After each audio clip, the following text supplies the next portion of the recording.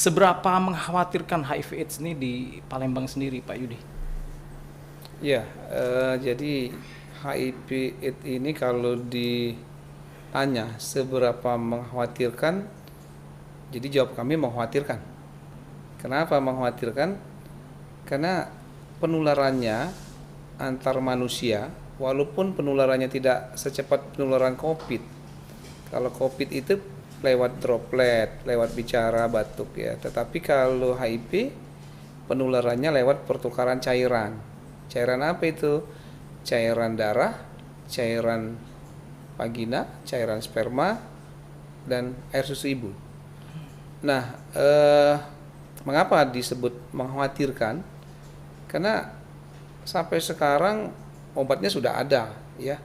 Tapi tidak bisa kita kategorikan disebut sembuh. Jadi seseorang penderita HIV/AIDS diberi obat antiretroviral itu konsumsinya harus setiap hari seumur hidup. Dan tidak ada istilah sembuh. Begitu dia tidak melanjutkan pengobatan, tidak minum antiretroviral, dampak terhadap tubuh, viral load-nya akan cepat meningkat, CD4-nya akan cepat turun. Artinya apapun yang ada di sekitar yang bersangkutan, mau virus, bakteri, itu mudah sekali masuk ke dalam orang yang dengan HIV. Jadi orang yang dengan HIV adalah orang yang imunitas tubuhnya lebih rendah dibandingkan dengan orang yang tidak HIV.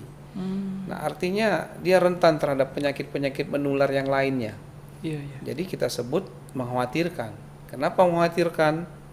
Ya, artinya orang HIV akan mudah sakit sehingga dampaknya pasti banyak sekali. Apabila dia sebagai kepala keluarga tentunya kaitan dengan ekonomi, dengan mata pencarian. Kalau dia seorang mahasiswa, tadi disebutkan mahasiswa, tentunya kaitan juga kalau dia sudah masuk ke fase yang disebut AIDS, tidak bisa juga melaksanakan aktivitasnya sebagai mahasiswa.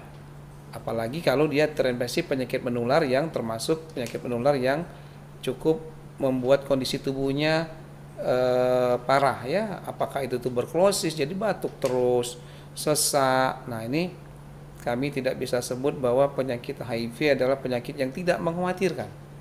Jadi penyakit HIV adalah penyakit yang mengkhawatirkan. Jangan lupa subscribe, share, komen, dan like ya.